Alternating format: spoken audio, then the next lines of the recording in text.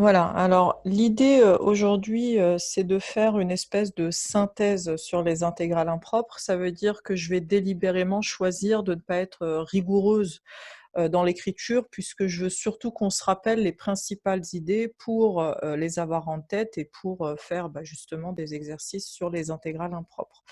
Donc pour plus de rigueur, évidemment, je vous invite à aller voir votre cours. Donc, pour faire ce rappel, on va considérer, disons, une fonction f qui va être définie sur AB, mais voyez, ouvert en B, hein, d'accord? Dans R, alors A, ça va être un réel, et puis B, ça va être un réel, mais qui peut valoir plus l'infini, donc je vais le noter en R bar, d'accord? Donc ça peut être une bande finie ou infinie, peu importe, en tout cas, f n'est pas défini en B.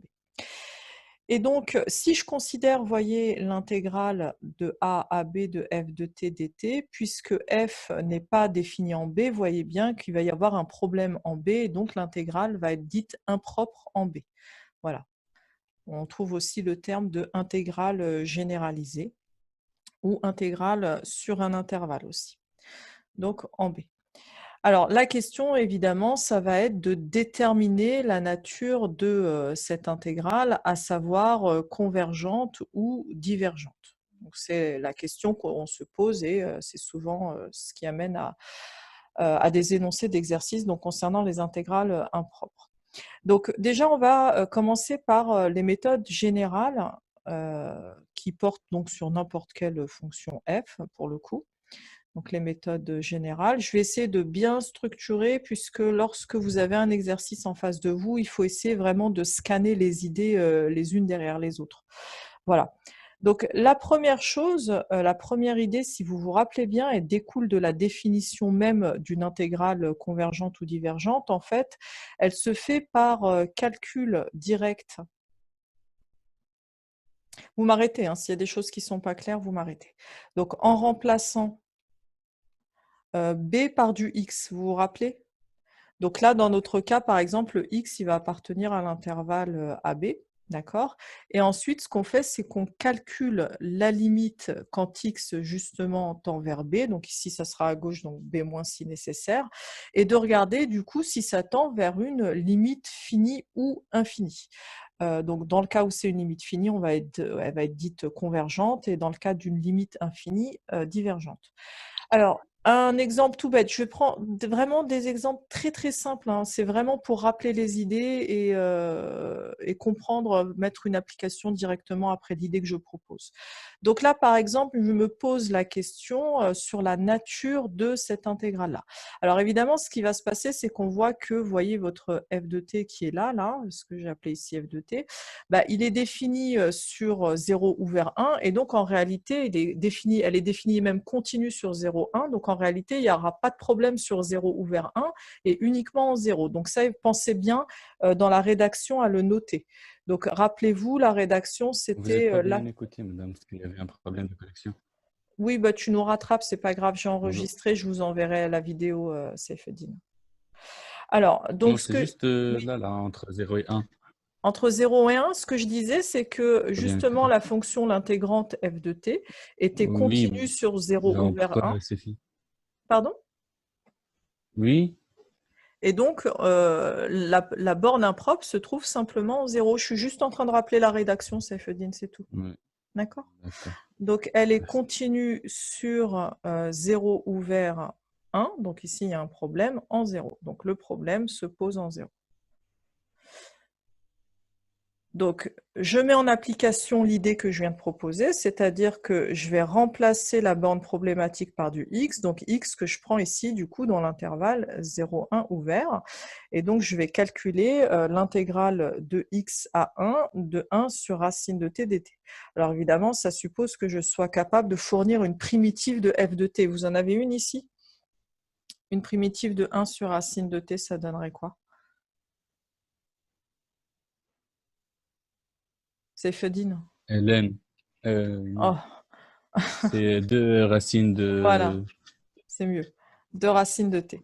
Entre x et 1, donc du coup, ça nous fait 2 racines de 1, soit 2, moins 2 racines de x. Et alors, rappelez-vous, l'étape d'après, c'était de faire tendre le x vers, donc ici vers 0, Et donc, on va regarder si la limite obtenue est finie ou non.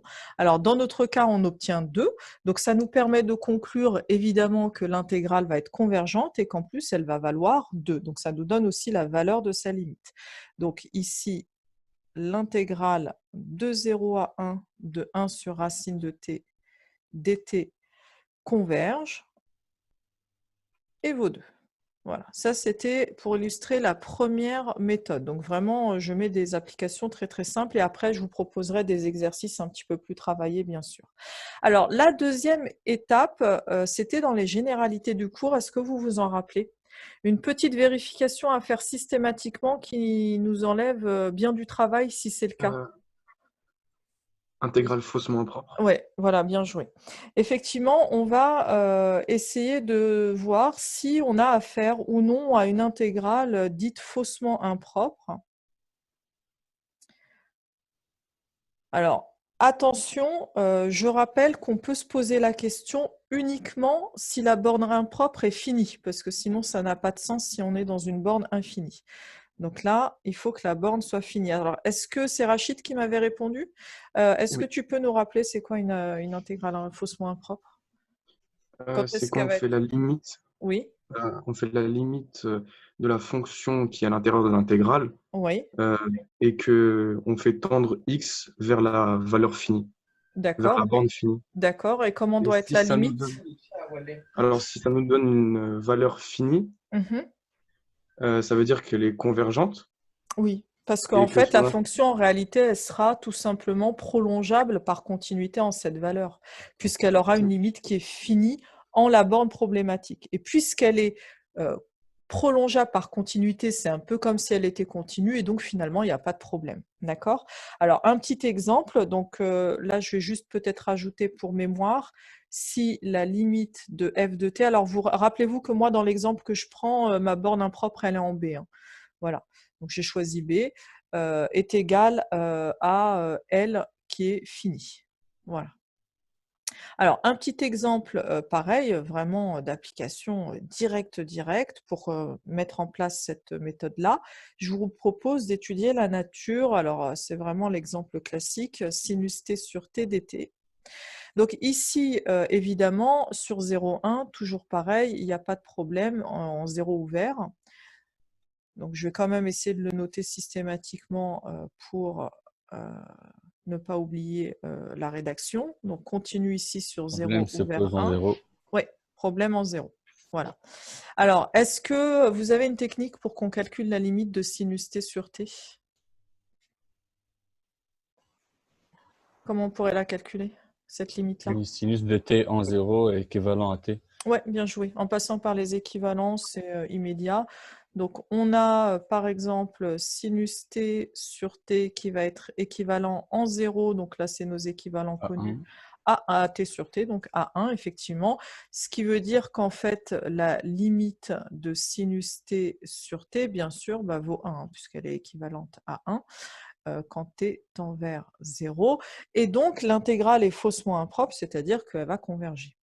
Donc, l'intégrale est faussement impropre et donc convergente. Voilà. Donc ça, c'était pour les premières généralités, on va dire. Toujours dans l'histoire du calcul direct, j'aurais pu le mettre dans le petit 1 en combiné, mais vous savez, on a toujours nos techniques qui fonctionnent, qu'on a vues dans le chapitre intégral sur un segment et qui restent valables pour les intégrales impropres à condition de prendre quelques précautions. Notamment, je pense à l'IPP. Est-ce que vous vous rappelez de la précaution qu'il faut prendre pour pouvoir faire une IPP sur une intégrale impropre? Donc l'intégration par partie, il suffit simplement de... Est-ce que je peux faire par remplacer. exemple une IPP avec une intégrale infinie? Faut pas remplacer Oui. par une lettre Bah, La les prime, c'est bornes exactement. problématiques. Oui, c'est ça, c'est exactement ce qu'on a fait dans le petit 1. C'est-à-dire qu'en fait, on va remplacer, alors rappelez-vous toujours dans mon exemple à moi, c'est B la bande problématique, donc je mets remplacer B par du x, d'accord? Par x qui appartient toujours à b ouvert. Voilà.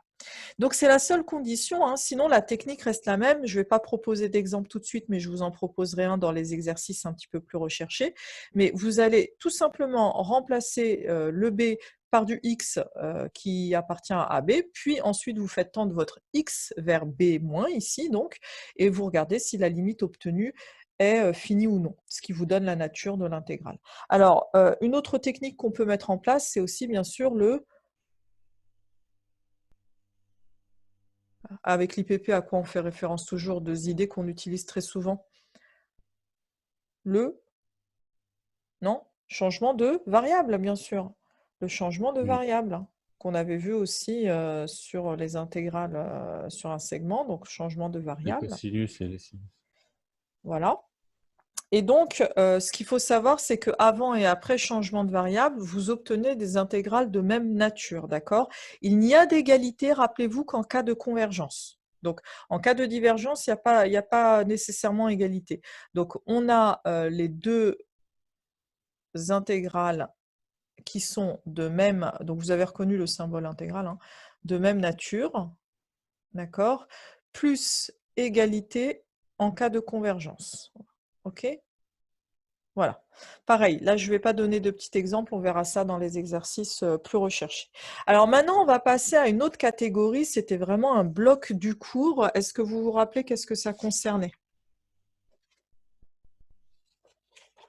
Un grand 2, là, j'étais dans le grand 1 généralité. Vous voyez, j'ai imposé aucune condition sur F, hein. Et là, dans le bloc grand 2 du cours, qui s'en rappelle? Ça concernait uniquement Les intégrales positives. les fonctions à Ouais, valeur les fonctions. positive. Et je vous avais même expliqué que si c'était éventuellement à valeur négative, ça fonctionnait aussi pourvu que ça soit de signe constant, hein, d'accord? Donc, je vais mettre K des fonctions à valeur positive. Et là, pour résumer de manière un petit peu rapide, on va mettre OK avec toutes les techniques de comparaison. Donc, toutes les techniques de comparaison. Par exemple, qu'est-ce qu'on a comme technique de comparaison? À quoi on pense? Intégrale de Riemann, non? Alors ça, c'est les intégrales de référence. Bah écoute, on peut commencer par ça, c'est pas une mauvaise idée. Avant de parler des comparaisons, hop, très bien. On va commencer du coup par les intégrales de référence. J'aurais pu le faire après, mais pourquoi pas ici. Donc les intégrales de référence, du coup, tu m'as parlé de Riemann, évidemment. Donc les intégrales de référence. Alors, qu'est-ce que tu appelles l'intégrale de Riemann, Rachid? C'était l'intégrale de 0 à 1, Alors, de 0 1, à 1, oui, de sur... 1 sur t alpha. Oui, et quand est-ce qu'elles convergent? Et elle converge si alpha est inférieur à 1, Strictement. Très bien. strictement. Alors ici, c'est un si et seulement si. Je vous avais expliqué que c'était important parce que ça nous donne aussi les cas de divergence. Ça veut dire que si alpha est supérieur ou égal à 1, l'intégrale converge. Et puis il y avait une autre intégrale, toujours de Riemann, dite de Riemann, c'est l'intégrale cette fois-ci de... De 1 1 plus plus l'infini. l'infini. Exactement. Donc là, la bande problématique, elle sera en infini, évidemment. Et cette fois-ci, elle converge si et seulement si. Alpha supérieur à 1. Voilà. Donc ça, c'est ce qu'on appelle les intégrales de Riemann. Alors, il y avait deux autres intégrales qui peuvent être utiles. Il y en a une, c'était avec du log, rappelez-vous, c'était l'intégrale voilà, de 0 à 1 de log de t dt qui était convergente. D'accord? Et une dernière intégrale avec de l'exponentielle, vous vous rappelez? L'exponentielle. Voilà, exponentielle moins at qui va converger à condition que le a soit strictement positif. D'accord? Donc faites attention, le a doit être strictement positif. Donc ça, c'est nos petites intégrales de référence. Et donc maintenant, on va en arriver justement à ce que je vous disais tout à l'heure, c'est-à-dire nos petites techniques de comparaison. D'accord. Madame, j'ai une petite question. Oui, je t'écoute. Pour l'intégrale qui va d'un nombre fini à plus l'infini, de 0 à plus l'infini, de sin x sur x, Oui. dx. Mhm. On décompose l'intégrale sur Oui, de oui. 0 1 Oui. et de 1 plus l'infini. Voilà, ça j'allais en parler à la fin, donc je le mettrai quand même en remarque. Mais effectivement, pour l'instant, je m'intéresse qu'à une borne impropre. Mais comme tu le soulignes bien, bah, on peut se retrouver avec 2 bornes impropres. Et dans ces cas-là, pas de souci, on va couper l'intégrale en deux, là où on veut, a priori, là où ça peut être intéressant sinon. Et puis, on va étudier la nature des 2 intégrales séparément. Et évidemment, il faut que les 2 convergent pour que, au final, votre intégrale converge. À partir du moment où il y en a une qui diverge, on s'arrête, ça veut dire que l'intégrale est divergente, d'accord? Mais je le remettrai en petite remarque à la fin. D'accord. Donc là, est-ce que vous pouvez du coup me parler des techniques de comparaison? Bah, comparaison, Les comparer. Et polynômes, Oui. avec les petits taux, c'est polynômes. ça? Alors, le petit taux, ouais, très bien. Alors, 2 façons de le faire. Je peux le noter aussi directement avec des inégalités, hein, ce que tu me dis là. Au voisinage de B, alors ça doit être vérifié qu'au voisinage de B, puisque ici, rappelez-vous, ma borne impropre, c'était au voisinage de B. Donc là, j'ai besoin d'une autre fonction qui va être bien définie, pareil, sur au moins AB. Donc ce que tu me disais, alors 2 façons de le faire, soit je le mets par une inégalité, soit j'ai un petit taux f de t qui est un petit taux de g de t. Alors qui me rappelle juste, ça veut dire quoi? F de t est égal à petit taux de g de t? On en profite pour faire un petit rappel, F de hein. t sur G de t tend vers 0. Quand précise? Quand F de t sur G de t. tend vers Quand 0, X d'accord, mais quand t tend vers? en B. Voilà, B. quand t tend vers B, voilà. Donc effectivement, ça veut dire que, rappelez-vous, au bout d'un certain moment, quand on sera suffisamment proche de B, la quantité, le quotient f de t sur g de t va passer, comme il tend vers 0, va passer en dessous de 1. Et donc, ça nous ramène à l'inégalité qui est à gauche, c'est-à-dire f de t est inférieur ou égal à g de t. Voilà. Donc, on peut se servir de l'une ou de l'autre, peu importe. Et donc, il y avait 2 choses à dire. Donc, soit l'intégrale de g de t, alors en B, hein, c'est là où ça m'intéresse, dt converge, et alors on aura l'intégrale de f de t dt qui va converger aussi, ou alors, deuxième chose, c'était quoi le deuxième côté? Si l'intégrale de f de t dt diverge cette fois-ci, hein, alors l'intégrale de g de t De G de dt t diverge. diverge, ouais. Alors, une autre technique de comparaison qu'on aime plutôt bien parce qu'elle est hyper pratique et très rapide à mettre en place quand c'est possible, c'est Des équivalents? les équivalents. Si on a f, par exemple, qui est équivalent à g en B, hein, je rappelle que moi, dans tout mon résumé, j'ai mis un problème en B. Alors, qu'est-ce que je peux dire des 2 intégrales de f et de g en B? C'était Ryan qui parlait? Non, non, c'était pas moi. Bon, tu peux répondre, Ryan, hein. Qu'est-ce que je peux dire sur la nature des 2 intégrales en B? Puisque f et g sont supposées équivalentes en B, les intégrales sont Les mêmes, identiques. ouais, de même nature. Quand tu me dis De même De même identiques, nature. elles ne sont pas égales, attention, hein. Et Oui, quand oui, bien mais même, alors tu fais bien de me dire ça parce que dans l'ambiguïté de ta formulation, attention, quand bien même les 2 sont convergentes, ça ne veut pas dire qu'elles ont la même limite, hein. Rappelez-vous, on en avait parlé en classe. Donc elles sont soit convergentes en même temps, soit divergentes en même temps. Mais en cas de convergence, elles n'ont pas nécessairement la même limite. Voilà. Alors, est-ce que je mets un exemple? Bon, je peux en mettre un très rapide qui ne nous prendra pas beaucoup de temps, mais encore une fois, on reviendra sur des exercices plus intéressants après. Je peux proposer t carré plus 1. Faites attention, hein, dans toutes les techniques de comparaison, toujours pensez à vérifier que vous avez affaire à des fonctions positives. Alors ici, bon, j'ai choisi pour que ça soit facile à vérifier. Donc, on a bien affaire à une fonction positive. Alors, à quoi est équivalente l'intégrante? Alors, T là, carré oui, sur t puissance 4. ouais. Alors, Donc, t 1 sur t puissance 2. ouais, exactement. Je rajoute juste la petite rédaction parce qu'on a tendance à l'oublier, mais bon, il faut vraiment penser à le faire, hein. Donc, continue ici sur 1 plus l'infini. Alors, le plus l'infini, je ne l'ai pas précisé, donc j'en profite pour le dire maintenant, mais ça sera toujours une borne infinie, hein. Quoi qu'il arrive, les bornes infinies sont toujours impropres, pardon. Ça sera toujours une borne problématique. Donc, tu me disais, je reprends ce que tu me disais, un équivalent, évidemment, vous gardez que les termes dominants. Et donc, vous obtenez T2 sur T4, soit 1 sur T carré. Qu'est-ce que vous reconnaissez ici, à droite? Intégrale de Riemann. Riemann. Voilà. Qui est de plus, alors c'est une intégrale de Riemann, on peut préciser quelle nature? Convergente. Voilà.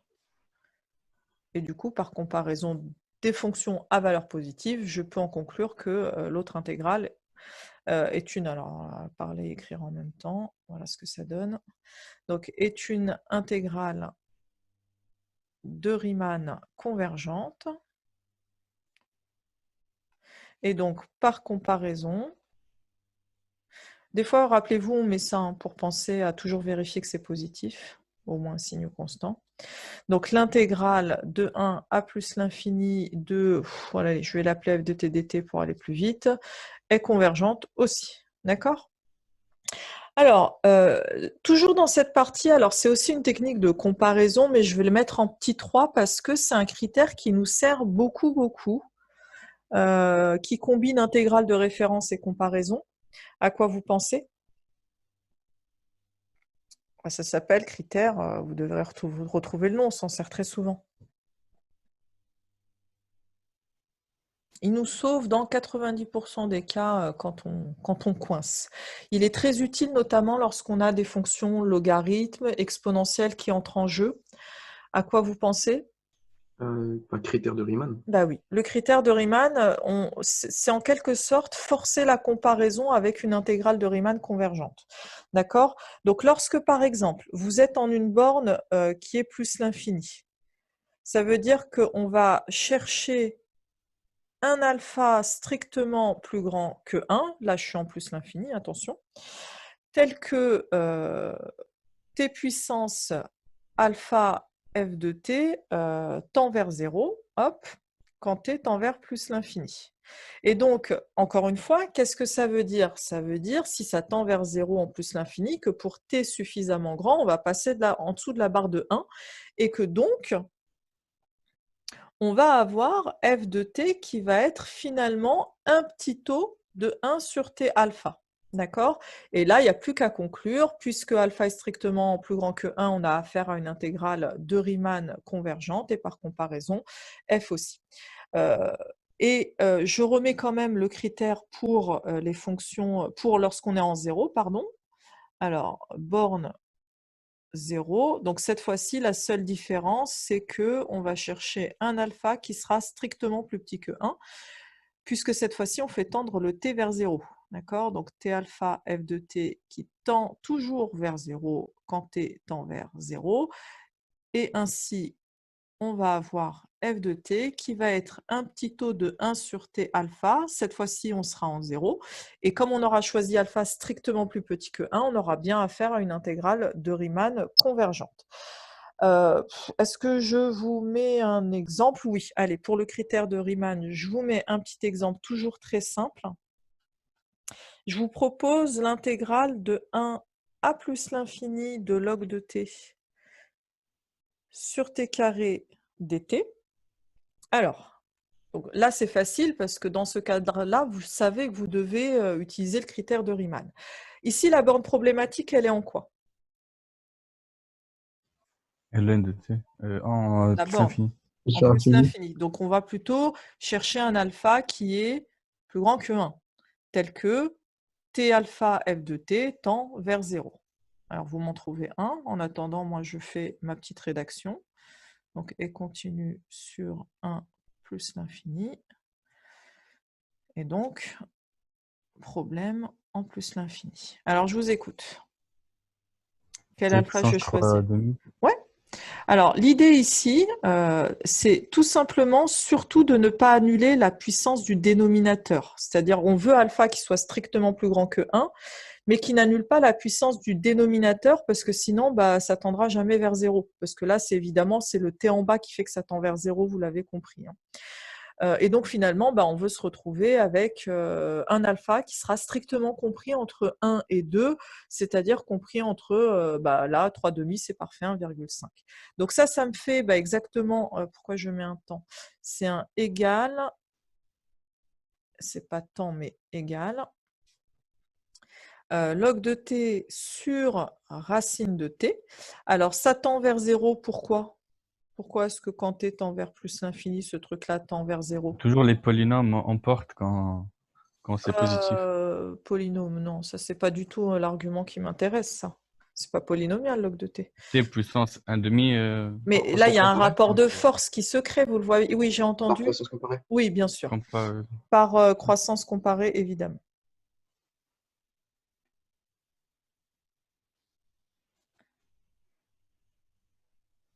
Voilà. Et donc, on peut dire que log de t sur t au carré, c'est finalement un petit o en plus l'infini de 1 sur t 3/2. Et là, il n'y a plus qu'à conclure. Donc, je mets plus la conclusion. Maintenant, vous avez compris. Vous avez affaire ici à une intégrale de Riemann convergente puisque le alpha est strictement plus grand que 1 et qu'on est sur une borne infinie. Et par comparaison de fonctions positives, alors là, je ne l'ai pas précisé, mais pensez toujours à vérifier que ceci est positif, ou au moins un signe constant, donc ce qui est le cas pour nous, bien sûr. Voilà.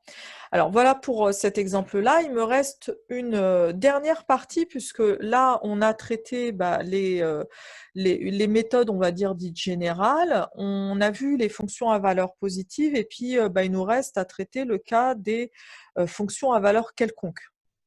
Donc le cas des fonctions à valeur quelconque.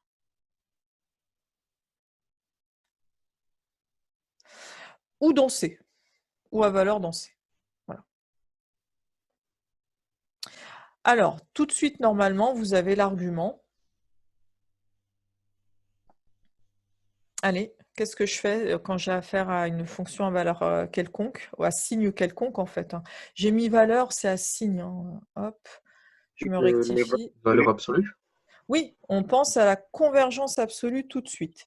Donc, on pense à la convergence absolue.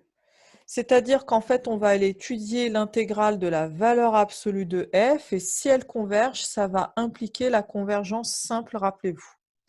Voilà. Alors, bon, un petit exemple aussi pareil pour illustrer cette dernière idée. L'intégrale de 1 plus l'infini de exponentielle it sur t carré, par exemple, dt.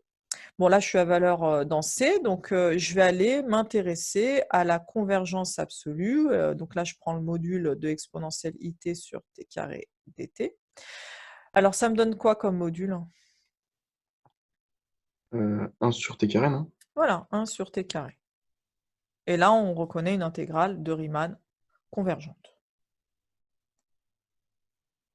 Donc, on a une convergence en valeur absolue, convergence absolue, qui implique donc la convergence simple. Après, Voilà. les divergences grossières, non? La divergence grossière, ça c'est pour les séries. On n'est pas dans des séries. Ah, Et là, on a l'équivalent de nos histoires de divergence grossière, ça serait l'histoire de, tu sais, de l'intégrale faussement impropre, où on se débarrasse assez rapidement de l'étude quand c'est faussement impropre. Mais ça concerne que les séries. Alors, donc, les remarques, je reviens peut-être sur ce que tu m'avais dit tout à l'heure, Saifeddine, c'est qu'effectivement, dans le cas où on a deux bornes impropres, donc là, par exemple, admettons en A et en B, donc impropre en A et hop, en B, donc je peux en avoir deux, alors on étudie donc l'intégrale de A à C, par exemple, de f de t dt, et l'intégrale de C à B de f de t dt. Donc, si les deux convergent, alors notre intégrale est convergente, et s'il suffit qu'il y en ait une des deux qui soit divergente pour que l'intégrale diverge. Alors, oralement aussi, peut-être, les propriétés, vous savez, qu'on avait vues sur les intégrales sur un segment, restent vraies en quelque sorte pour les intégrales en cas uniquement de convergence. Je pense notamment à la propriété de linéarité dont on se sert souvent. Par exemple, dire que l'intégrale de f plus g est égale à l'intégrale de f plus l'intégrale de g, c'est vrai dans le cas où l'intégrale de f et l'intégrale de g sont convergentes. Rappelez-vous que j'insistais beaucoup sur ce point-là quand on était en cours. Pareil, par exemple, pour la propriété de positivité de l'intégrale, etc. D'accord? Donc là, bon, je reste vraiment dans les idées générales, je ne veux pas non plus rentrer dans les détails parce que l'idée, c'est de faire une synthèse et donc d'avoir vraiment les idées en tête pour pouvoir traiter les exercices. Alors, donc ici, un premier exercice où je vous propose de vérifier si les intégrales sont convergentes et je vous demande aussi de les calculer le cas échéant. Alors ici, l'énoncé, quand même, il donne une indication puisqu'on vous demande de les calculer le cas échéant. Ça veut dire qu'en fait, elles sont calculables. Et il y a des chances pour qu'on puisse faire un travail par calcul, alors direct ou pas direct, hein, que ce soit IPP, changement de variable ou calcul par primitive. En tout cas, on doit aboutir à une valeur de limite en cas de convergence. Donc, ça ne sera pas des théorèmes de comparaison qu'on va utiliser, ça c'est sûr. Donc, faites aussi attention aux énoncés, la manière dont ils sont donnés, ça peut fournir éventuellement des indications. Alors, la première, on y va ensemble, donc il n'y a pas que moi qui travaille, vous aussi vous travaillez et vous me proposez vos idées. Donc ici, qu'est-ce que vous en pensez? Donc on va commencer par expliquer que où est le problème. Donc ici, elle est où la problématique? En plus l'infini? Oui, juste en plus l'infini. Puisqu'elle est continue sur 3 fermé plus l'infini, donc le problème se pose en plus l'infini. Donc, une des techniques qu'on a vues, c'était de remplacer, hop, on va mettre valide, c'était de remplacer la borne infinie par une. Par contre, on coupe les micros parce que sinon ça résonne. Je ne sais pas si c'est Walid, mais. Donc là, on va prendre A dans 3 plus l'infini, d'accord, et je remplace donc l'infini par la borne A. Alors, comment je pourrais la calculer, cette intégrale? Dites-moi, quelles sont vos idées? Par comparaison? Par comparaison, alors on vient d'expliquer tout pile poil maintenant que la comparaison n'allait pas nous servir à donner la valeur de la limite. Est-ce que par hasard, on n'a pas une primitive? Est-ce qu'avant d'aller chercher les IPP, vous vous posez la question de admet-elle une primitive? Est-ce que l'intégrante admet une primitive? Avant d'aller chercher les idées compliquées, allez chercher des idées simples. Est-ce que là, c'est le cas, par exemple? Est-ce que vous reconnaissez une forme dérivée? Seyfedine, tu as dit oui, oui, oui, à quoi tu penses? C'est faux, en fait. Pourtant, on l'a vu plusieurs fois. Hein. Ça, c'est vraiment le petit. Oui, oui, oui, oui. Alors, pas tout à fait U' sur U, parce qu'il y a quand même un carré ici qui est. Qui ça me fera que ça gêne, sera hein. pas. Oui, ça te gêne, j'imagine. Mais c'est pas grave, on y est presque. C'est quoi? 2. Oui, c'est un carré, certes, oui. Alors, je vais l'écrire pour qu'on reconnaisse Donc déjà. on met le 1 sur U'. ln de x en facteur? Non, ça ne nous servira pas parce que ça reste une forme connue. Est-ce que U' sur U carré, c'est pas une forme connue, dites-moi? Non? Ça vous dit rien? U' sur U carré? Oui. ln de x. Non, ça serait U' sur U, ça. Ouais. Et là, il y a le carré qui fait que c'est pas ça. Non. Ouais. U à plus n. C'est quoi? La mine? U à la puissance n sur n plus 1. Bon, en fait, ce qui vous gêne, c'est que la puissance, elle est au dénominateur. Sur ln de x. 1 sur ln de x. Non, toujours. Moins 1 sur log de x, très bien. Donc, il manquait le moins, mais c'est ça. Donc, effectivement, on a la forme U' sur U carré. Donc, soit vous reconnaissez directement une primitive qui vaut moins 1 sur U, soit vous ne reconnaissez pas, et dans ce cas, écrivez-la sous la forme U', U moins 2. Et dans ces cas-là, vous savez que ça donne UN plus 1 sur N plus 1. Et donc, ça va donner U puissance du coup moins 1 sur moins 1 et vous récupérez le moins 1 sur U. D'accord? Donc, n'hésitez pas à repasser votre puissance au numérateur pour reconnaître la forme que on voit plus souvent, c'est celle-là. Hein. C'est la U' fois U puissance n qui s'intègre en donnant U puissance n plus 1 sur n plus 1. Bon, du coup, le suspense est levé. C'est moins 1 sur log de x entre 3 et a. Et donc, ça va nous donner, pour le coup, moins 1 sur log de A plus 1 sur log de 3. Alors, quelle est l'étape suivante? Qu'est-ce qu'il me reste à faire? Une fois que j'ai réussi à calculer, je suis censée faire quoi maintenant? Pour savoir si ça converge ou pas et pour avoir la. Voilà. Je suis censée faire tendre mon A vers plus l'infini. Ça va tendre vers quoi tout ça? vers L1 1, sur N de 3. 1 Bah sur oui, ln ouais. Bah oui, puisque le 1 sur log de A, il va tendre du coup vers 0. Hein. Vous avez ce truc-là qui tend vers 0 quand A tend vers plus l'infini. Et donc, il nous restera 1 sur log de 3. Conclusion. Non seulement on en déduit que l'intégrale converge, mais en plus on a la valeur de sa limite, puisqu'elle sait on sait qu'elle vaudra 1 sur log de 3. Donc elle est égale à 1 sur log de 3. Voilà, alors le deuxième exemple. Hop, je vais réécrire l'énoncé pour qu'on l'ait bien sous les yeux. Donc le deuxième exemple, ça serait l'intégrale de 0 à 1. Alors c'était log de x sur racine de x, hein, je crois. Voilà, dx. Pareil. Alors ici, je vous fournis quand même une indication. Je ne me souviens pas si je l'ai écrite ou pas dans l'énoncé, mais je pense qu'elle est nécessaire. On va faire un changement de variable. Donc, changement de variable. Et je vous propose u est égal à racine de x. Donc, pour le mettre en place, je vous rappelle qu'il faut calculer le du. Les bornes. Oui, les bornes, très bien. Les bornes et le du. Donc, le du, il donne quoi ici? 1 1 sur sur 2 racine de x. 1 sur 2 racine de x. Bah, vous n'oubliez pas le dx. Voilà. Les bornes. Alors, les bornes, quand x 0, vaut 1. 0, u vaut 0. 0. Quand x vaut 1, bah, u vaut encore 1. Donc, ce qu'on peut dire maintenant, je ne peux pas dire encore que mon intégrale avant, après changement de variable sont égales. Je rappelle qu'il n'y a d'égalité qu'en cas de convergence. Et pour l'instant, bah, je ne connais pas encore la nature.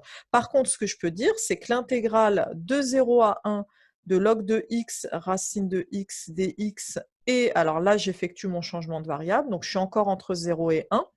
Le racine de x sur le dx, là, vous voyez celui qui est là, pam, pam, je le récupère à un coefficient près.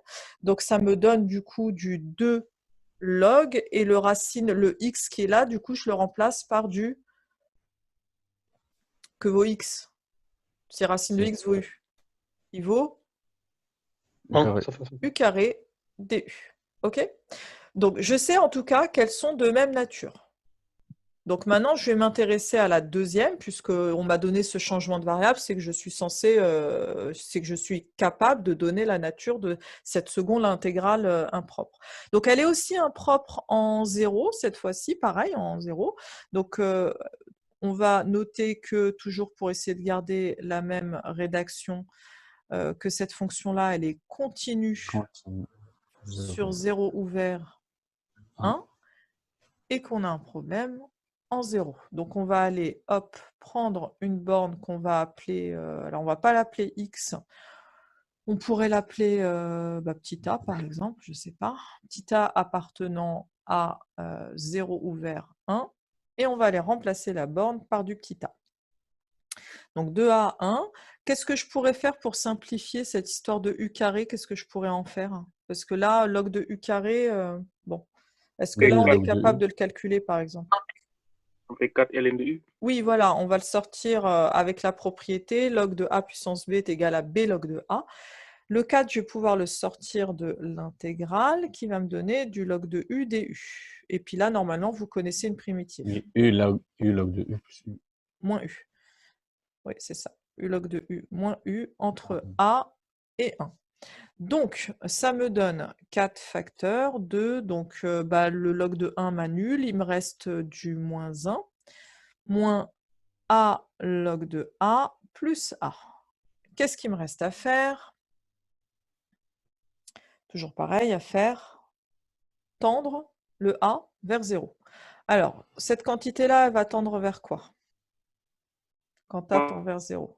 Vers, j'entends pas? 0 moins. Vers Plus 0, l'infini. oui. Non, vers 0, c'est les croissances comparées. On a 0 fois l'infini, donc normalement, c'est une forme indéterminée. Mais les puissances de A l'emportent sur les puissances du log. Hein, d'accord? Donc, notez bien par croissance comparée. Et donc, au final, toute cette quantité-là va tendre vers moins 4. D'accord? Il reste que le moins 4. Quand A, lui, tend vers 0. Voilà, donc on a la conclusion, c'est que l'intégrale de 2 log de u carré converge, et donc elle est égale à l'autre intégrale. On avait dit qu'en cas de convergence, c'était égal. Hein. Donc, l'intégrale de 0 à 1 de 2 log de u carré du converge et vaut moins 4. Par suite,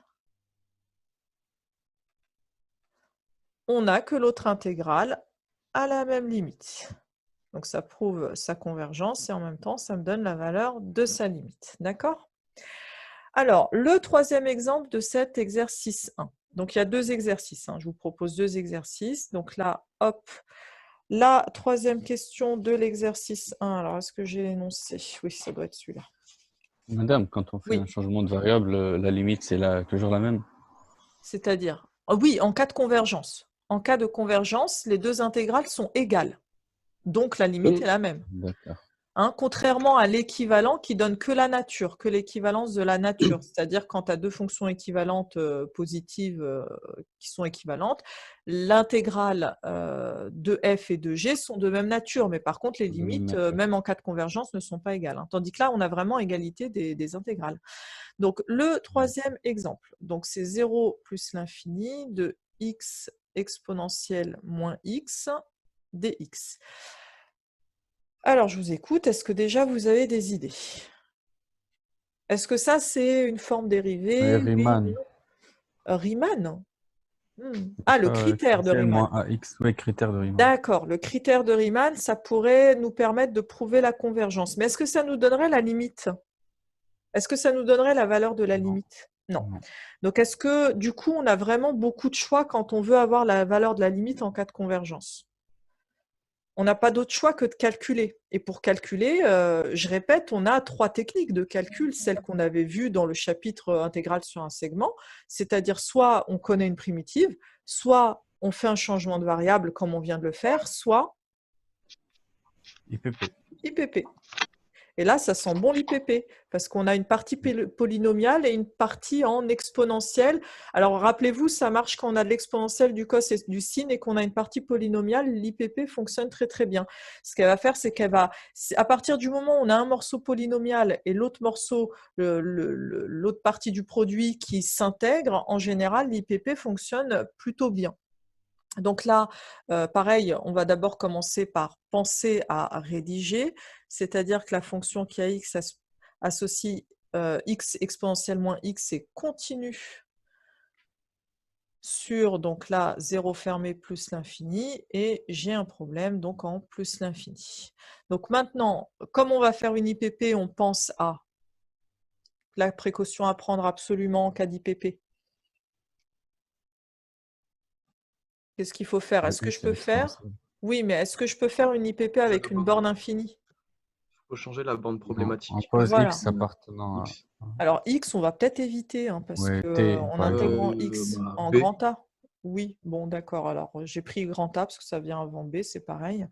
Donc, de 0 à plus l'infini, ne travaillez jamais avec une borne infinie pour faire une IPP. Donc, et on va s'intéresser à l'intégrale de 0 à A, cette fois-ci, de x exponentielle moins x dx. Alors, évidemment, qu'est-ce que je vais prendre pour u? Qu'est-ce que j'ai envie de dériver, en fait? Plutôt le x ou plutôt... oui, parce qu'en l'abaissant, du coup, hop, j'ai plus de polynôme. Donc, vous pensez bien que ça va simplifier mon expression. Et donnez-moi une primitive de exponentielle moins x, pour le coup. Moins exponentielle de moins x. Ouais. Et donc, c'est parti pour notre petite IPP. Donc là, j'ai UV, donc j'ai la diagonale, soit moins x exponentielle moins x entre 0 et a. Donc là, ça va me donner plus intégrale de 0 à a de exponentielle moins x dx. Et donc... Moins. Pardon? C'est pas du moins. Ah oui, parce qu'il y a du moins Oui, qui sort. parce que exactement, le moins, là, ça nous a donné du plus.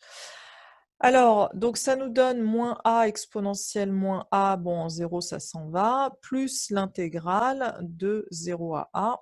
Alors là, on peut peut-être donner directement une primitive pour gagner au moins une ligne. Donc pareil, on s'est intégré, donc j'y vais, moins exponentielle moins x, de 0 à a.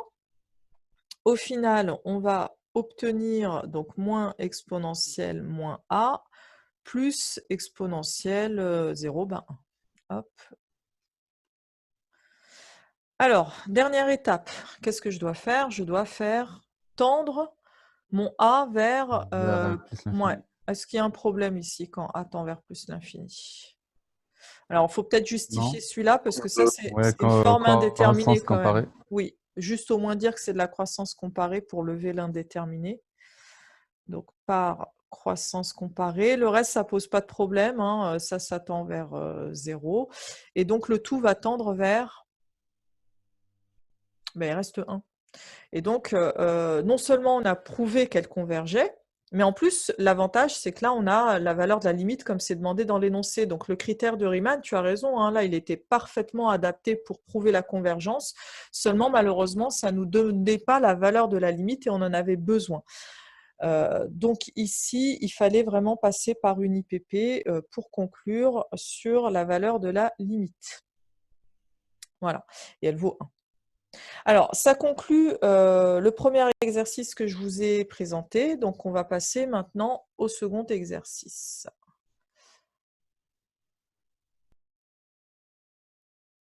Toc, c'est parti. Alors, donc on y va pour ce deuxième exercice où cette fois-ci, on ne détermine que la nature des intégrales impropres. On ne nous demande pas de calculer l'éventuelle limite, ce qui signifie que par rapport à la synthèse de cours que nous avons fait tout à l'heure, on va plutôt penser aux idées qui sont comprises dans le paragraphe grand 2 ou grand 3, puisque tout ce qu'il y avait dans le paragraphe grand 1, ça menait vraiment au calcul, rappelez-vous, de la limite. Donc ici, dans notre cas à nous, on a affaire, vous voyez, pour le premier exemple, à une fonction qui est continue. Alors hop, là, c'est sur 0 fermé, pardon, plus l'infini. Et donc, on a un problème qui se situe uniquement en plus l'infini. Alors, est-ce que vous avez une idée pour faire l'étude en plus l'infini? Allez, Lamine. On fait... comment il s'appelle encore le truc? Oh là là. Les équivalences. Voilà, Équivalence, madame. voilà, c'est ça. Allez, un équivalent, c'est parti. Hop. Donc, un équivalent en plus l'infini, qu'est-ce que vous proposez?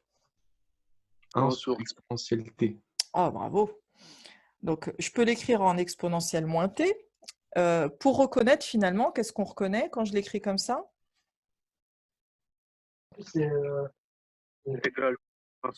Ouais, c'est une intégrale de référence qui est convergente. C'était l'une des 4 qu'on avait rappelé avec a qui valait donc 1, qui est bien strictement positif. Donc, c'est une intégrale de référence convergente. Alors, je précise que tout est positif, hein. Et donc, par comparaison,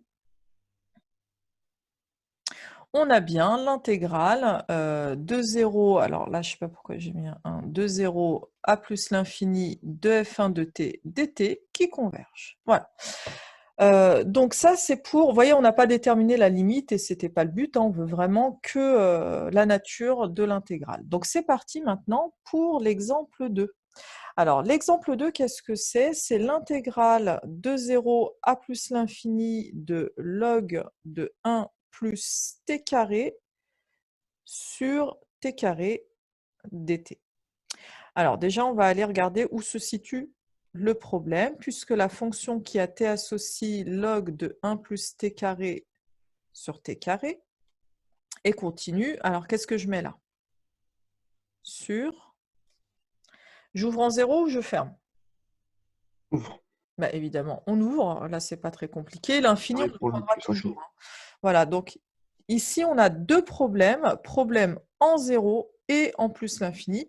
Donc, quand on a affaire à une intégrale qui est doublement impropre, et donc, on va étudier séparément. Donc, par exemple, l'intégrale de 0 à 1 de log. Alors là, on peut couper, je le rappelle, où on veut, hein. Ça ne changera pas la nature de l'intégrale, puisqu'on coupe à un endroit où ce n'est pas impropre a priori.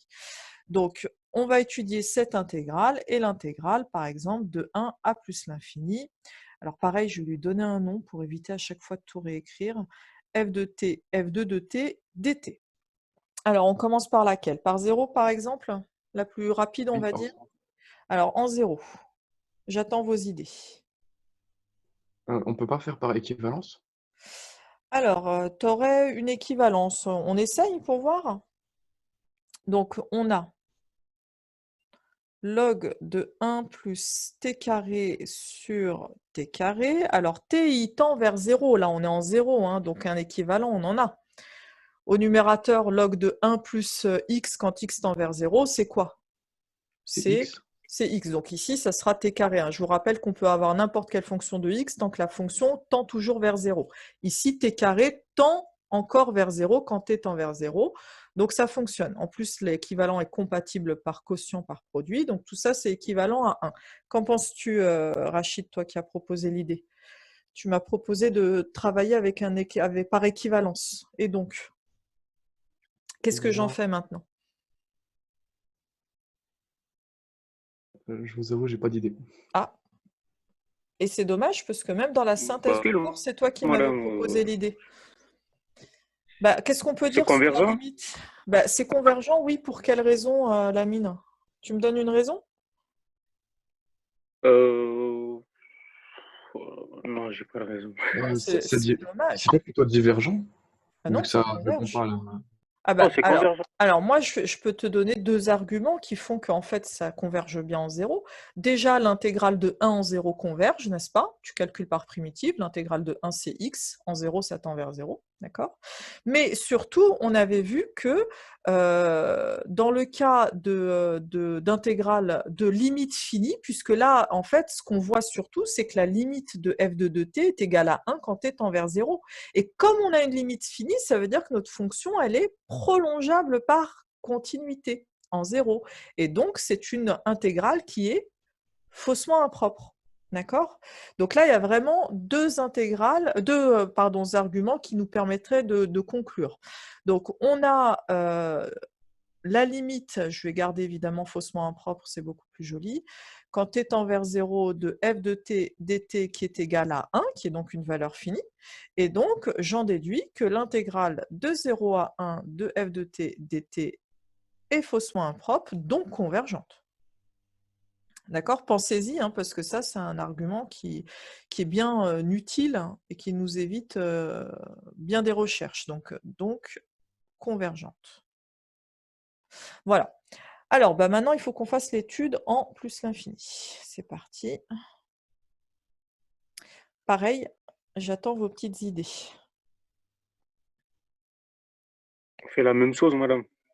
Un équivalent. Alors, un équivalent en plus l'infini, là, ça va être un peu plus compliqué, la mine. En tout cas, sous cette forme-là. Parce que le problème, c'est que ton t carré, il tend vers l'infini. On n'a pas d'équivalent à l'infini. On n'a que des équivalents avec le log en 0. Mais la question que je te pose, c'est est-ce qu'on ne pourrait pas s'y ramener pour le coup? Pour factoriser ou... Oui, par quoi? Dans le log, on pourrait factoriser par quoi? Par t carré. Ouais, très bien, par t carré. Donc, ça me donne 1 plus 1 sur t carré. Et là, l'avantage, tu vois, c'est que ton 1 sur t carré, bah, lui, il tend bien vers 0. Donc, on va simplement appliquer les propriétés du log. Hein. Log de t carré, donc plus, je vais tout de suite couper en deux. Log de 1 plus 1 sur t carré, hop, sur t carré. Voilà. Et alors là, vous voyez, si mes deux intégrales de cette fonction-là, que je vais appeler, admettons, g de t, de cette fonction-là, que je vais appeler h de t, convergent, ça prouvera que j'ai la convergence de l'intégrale de f de t et qu'elle sera égale à la somme des deux. Mais bon, là, c'est juste la nature qui nous intéresse. Et pareil, s'il y en a l'une des deux qui diverge, et dans ces cas-là, on aura divergence. Alors, on y va pour la plus simple, ça serait h de t, moi je dirais. Enfin, les deux sont pas compliqués ici. Donc, on a h de t qui est égal à, on va plutôt l'écrire sous cette forme-là, log de 1 plus 1 sur t carré. Allez, c'est parti. C'est toujours l'étude de l'intégrale en plus l'infini, on est d'accord, hein? Alors ici, est-ce qu'on n'a pas un équivalent? Puisque la mine, je te rappelle que tu nous as fait passer par cette technique pour obtenir un équivalent. Et là, l'avantage, attention au micro parce que ça fait résonner, là, l'avantage, c'est que ça tend vers 0 quand t tend vers plus l'infini. Et donc, on peut avoir un équivalent maintenant, qui serait quoi d'ailleurs? 1 sur t carré. Oui, et tu n'oublies pas le 1 sur t carré qui est devant. Du coup, ça serait du 1 sur t4. Et là, qu'est-ce qu'on reconnaît? Critère de Riemann. Eh oui, l'intégrale de Riemann. Donc, je vais noter rapidement maintenant intégrale de Riemann convergente. Donc, par comparaison, évidemment, l'intégrale de h de t en plus l'infini dt converge. Bon, la première, c'est fait. Maintenant, on va s'intéresser à la deuxième. Donc, tout dépendra maintenant de la nature de cette deuxième. Hein. Du coup, qu'est-ce que je pourrais utiliser comme technique sur celle-ci? Bah, ça, je pense que ça va faire 0, hein, madame. Qu'est-ce qui va faire 0? La limite? Ouais. Ouais, mais ça me donne rien parce que je suis en plus l'infini. Donc la limite de l'intégrande me donne aucune information. Si j'étais en une borne finie, si tu veux, oui, je peux m'intéresser à la limite de l'intégrande parce qu'éventuellement, ça peut me donner du faussement impropre ou pas. Là, je suis en l'infini. Donc, en l'infini, je n'ai pas d'histoire d'intégrale faussement impropre. Et donc, il faut vraiment trouver autre chose. La limite, elle ne m'intéresse pas ici. Madame, moi je Oui. propose le critère de Riemann. Eh oui. Et le critère de Riemann, on le voit de loin. Pourquoi? Parce qu'on a du log, on a des puissances de t, on aurait pu même avoir de l'exponentielle, et tout ça, ça nous fait utiliser les théorèmes de croissance comparée. Ça fonctionne très très bien pour calculer la limite. Et c'est vrai que dans ces conditions, on pense au critère de Riemann. Donc, on va mettre en place le critère de Riemann. Donc, on doit trouver pour le coup une puissance de t, alors attention, elle doit être strictement plus grande que 1, hop, là c'est ce que je dois trouver, telle que toute cette quantité-là, finalement, alors le 2, je peux le sortir en 2 devant, hein, pour pas qu'il me gêne éventuellement, voilà, je vais le mettre devant. Voilà, il faut que tout ça, ça puisse tendre vers 0. Alors, est-ce que vous avez une proposition à faire? Et puissance 3 demi. Ouais, 3 demi. Pareil, c'est-à-dire qu'on veut que ça soit plus grand que 1, mais surtout, il ne faut pas que ça annule la puissance d'en bas si on veut que par puissance comparée, ça continue de tendre vers 0. Donc le 3,5 entre 1 strict et 2 strict, c'est parfait. Ça tend bien vers 0, évidemment, par croissance comparée. Donc, on va avoir finalement le G de t qui va être un petit taux, alors là, on est en plus l'infini, voilà, de 1 sur t puissance 3,5, qui est une intégrale de Riemann convergente. Et donc, par comparaison, on aura l'intégrale. Donc, hop, l'intégrale en plus l'infini de 1 sur t 3,5 est une intégrale de Riemann convergente. Et donc, par comparaison, l'intégrale de g de t dt converge aussi. Alors, et la conclusion finale, ne l'oubliez pas, c'est que finalement, aussi, f2 de t converge en l'infini. Donc, la conclusion, la première mini-conclusion, c'est que l'intégrale de 1 à plus l'infini de f de t dt converge, d'accord, parce que les deux convergent. Je vous rappelle qu'on avait aussi montré que de 0 à 1, ça convergeait.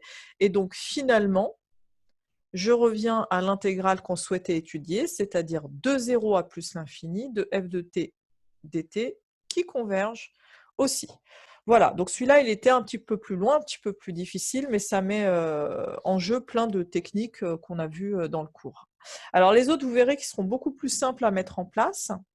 Donc le troisième exemple, je vous le remets quand même sous les yeux, parce que là, vous n'avez pas l'énoncé, donc c'est l'intégrale de 1 à plus l'infini de exponentielle it sinus t plus cosinus t. Alors, ça peut paraître un peu difficile comme ça, mais en réalité, pas du tout. dt. Et donc, je vais appeler celle-ci f3 de t, hein, d'accord, de sorte à ce que la fonction f3 est continue. Alors, il se place où là le problème? Bah, juste en plus l'infini, hein. En 1, il n'y a pas de souci. Donc, problème en plus l'infini. Allez, je vous écoute pour les idées. On utilise le module. Ouais, bah ouais, il y a du sinus, il y a de l'exponentielle, forcément. Allez, hop, on y va pour le module. Exponentielle it cosinus t plus, c'est un sinus, ça. Hop. Sinus t cos t, t carré. Alors, qu'est-ce que j'en fais? Après, on prend Oui, Lamine, je n'ai pas entendu, ça a On peut faire... coupé.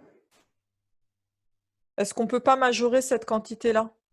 Ouais, Alors on va en bas, faire... je ne suis pas gênée, hein, c'est surtout en haut. Qu'est-ce que j'en fais au numérateur? Qu'est-ce que je fais? Bon, bah, Lamine, on ne t'entend pas, hein. Oui? l'exponentielle, ça va faire 1. Oui, mais là, j'ai une addition. Comment tu t'en sors avec l'addition? Il n'y a pas une inégalité qui vous vient en tête, là? Module de A plus B, majoré par... Oh, on l'a vu tellement de fois. Module de A plus module de B. Bah oui, l'inégalité triangulaire, bien sûr. Donc, d'après l'inégalité triangulaire, on va avoir exponentielle IT sinus T, donc là, c'est aussi le produit des modules, hein, plus module ou valeur absolue de cosinus T. Et donc ça fait 1 plus 1, hein, vous voyez, le module d'exponentielle IT qui fera 1. Module de sinus T, enfin valeur absolue plutôt de sinus T que je peux majorer par 1. Pareil pour le cosinus, et donc je peux majorer tout ça par 2. Et alors là, l'avantage, c'est que on a affaire à une intégrale encore de Riemann convergente. Donc, et ça nous permet de conclure directement sur de la convergence à tension absolue, ce qui nous donne aussi la convergence simple de toute manière. Madame, Oui, j'ai dis-moi. une question pour... Oui, oui, oui, je pas 1? t'écoute. Non, je sais pas 1. 1 plus 1, ça fait 2, non? Là, tu vois, hop, ça, c'est égal à exponentielle IT, hop, sinus T, plus Ouais. cosinus T, hop. Donc ça, c'est égal à 1, effectivement, sauf que sinus T et cosinus T, tu les majores tous les deux par 1, et 1 plus 1, ça fait bien 2. D'accord? Ok, merci. Voilà. Donc c'est une intégrale de Riemann, hop, il y a Ryan qui fait des va-et-vient là, convergente. Donc, par comparaison, bon là on va quand même donner le terme de convergence absolue, il faut qu'on le voit, hein. F de t, c'était F3 de t dt converge absolument et donc simplement. Voilà, allez, c'est parti pour le dernier exemple. Le dernier exemple, qui ne sera pas plus compliqué, vous allez le voir, mais qui nous permet d'utiliser d'autres points du cours. Donc, c'est l'intégrale de 0 à plus l'infini de sinus t, de sinus 1 sur t, par contre. J'allais reprendre l'exemple de Seyfedine, mais ce n'est pas celui-là. C'est sinus 1 sur t, dt. Voilà. Alors, qu'est-ce qu'on peut faire? Là, il y a pareil, il y a 2 bornes problématiques. Donc là, je vais l'appeler F4 de t. Donc F4 qui est continu. Alors là, j'ai un problème aussi en 0, hein, donc je suis obligée d'ouvrir en 0 et en plus l'infini. Donc on va faire 2 études séparées. On peut couper en 1, par exemple. Donc là, il faut vraiment que les 2 intégrales convergent pour qu'il y ait convergence. S'il y en a une des deux, il suffit qu'une des deux diverge pour que l'intégrale diverge. Alors, vous proposez quoi? Sur quoi tout de suite vous avez des idées? On ne peut pas faire celle en plus l'infini, Ouais. parce que sinus de 1 sur t, en plus l'infini, son équivalent, ça serait 1 sur t. Mhm. Très bien. C'est vrai que là, on pense tout de suite à la technique d'équivalent de 1 sur t. Alors là, on est en plus l'infini, l'équivalent. Du coup, j'ai le droit d'utiliser l'équivalent parce qu'au voisinage de plus l'infini, vous voyez, il y a l'intérieur qui va tendre vers du 0 plus, et donc le sinus sera positif, hein. Donc là, on a des valeurs qui sont positives, et donc j'ai bien le droit de passer par la technique de comparaison.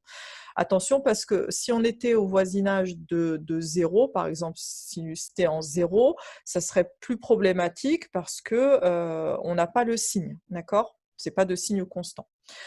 Donc ici, pas de problème. Et du coup, qu'est-ce que tu en déduis surtout, Rachid, là? Qu'est-ce que ça nous permet de voir, de Euh, constater?